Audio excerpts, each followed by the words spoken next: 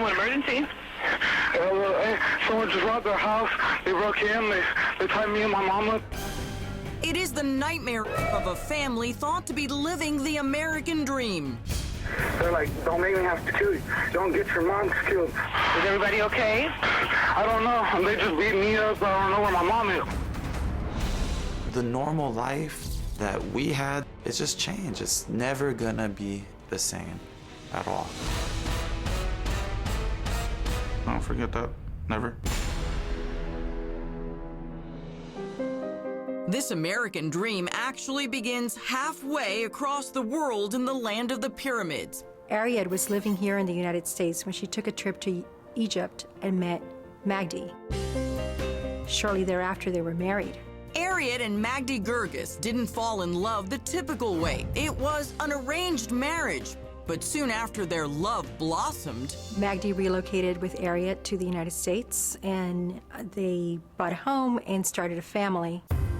Magdi worked around the clock as a successful respiratory therapist and saved every penny to buy his family this home in a secure gated community in Westminster, California. He was an old school Egyptian mentality, so he laid down a lot of rules, had a very iron fist, was very focused on work. Money was a very, very big thing to him. Ariet worked part-time so she could be a hands-on mom to sons Richard and Ryan. My mom was everything for us, and she was the backbone of the family. Magdi insisted on a traditional Egyptian household where wives are subservient to their husbands and the man controls all the money. My mom never even balanced the budgets, never wrote a check. My mom would take her money and just deposit it straight into the bank account. But Ariet's sons say their mom secretly coveted all things American. One time where I walked in and she was watching Oprah and she was crying. And I was like, what's going on? Are you okay, Mom? She was crying to Oprah. And despite Magdi's traditional Egyptian ways, the Girgises were becoming a typical all-American family.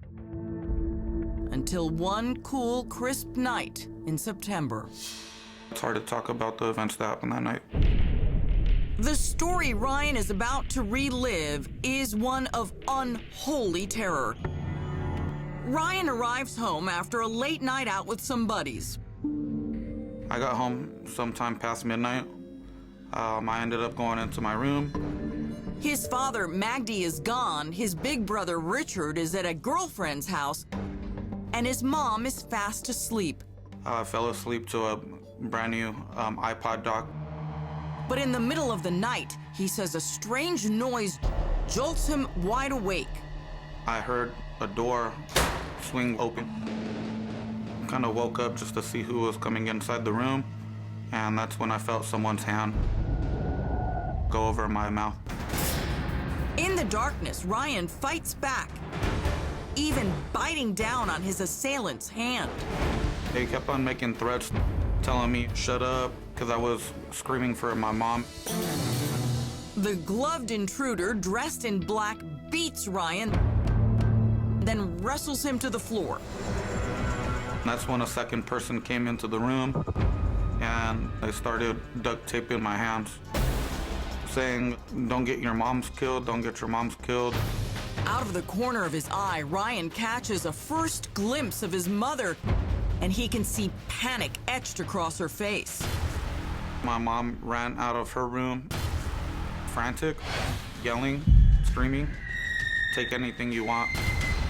Ryan remembers being shoved in his closet, but somehow in the struggle, the duct tape on his hands loosens up. He had me kind of turn around to where he could tie a shoestring from one of my shoes on my hands. Through a slight crack in the closet door, Ryan says he sees the other intruder leading his mom into her bedroom. I didn't know what was happening. I thought we were getting robbed or something.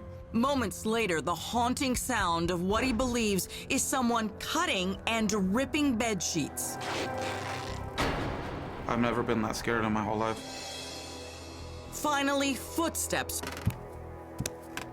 followed by a car engine. Ryan claims he was unable to move, frozen by fear.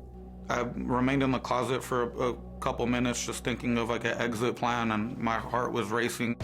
But what Ryan does next will raise a lot of questions. And I also started to pull really hardly on the duct tape. And then from there, I ran to my phone, jetted down the hallway. I looked over towards my mom's door. I just glanced, and then I ran out. You heard right. Ryan Girgis runs right past his mother's room, straight out of the house without ever even checking on her. Then he heads full speed to the neighbor's front door. And first thing I did was I called 911. Now, what emergency? Someone just robbed their house. They broke in. They tied me and my mom up. You have no idea who this is, right? No, it was two black guys. Ryan tells the 911 operator the intruders were two well-built African-American men who spoke in gang slang. They're like, don't make me have to kill you. I will kill you. Don't get your mom killed. Don't get your mom killed. Is everybody okay? I don't know. They just beat me up. I don't know where my mom is. Which begs the million-dollar question. Aren't you concerned about your mother? If it were me, I'd be very concerned about my mother. I want you to go back to your house. I know, but I don't want to go back. Police immediately begin to wonder if Ryan Girgis is a witness to a terrifying home invasion, or is he hiding a dark family secret? It still haunts me, definitely. Up next. Can't my mom, please. Before we go on, please. I deserve it. Where is Ariet Girgis? I kept asking him, like, where's my mom? Where's my mom? And what sets her oldest son off? It's not happening, dude. I'm sorry. No, it did not. No, it did not. Oh my God. No. I would say based on those facts, yes, we were suspicious of Ryan initially.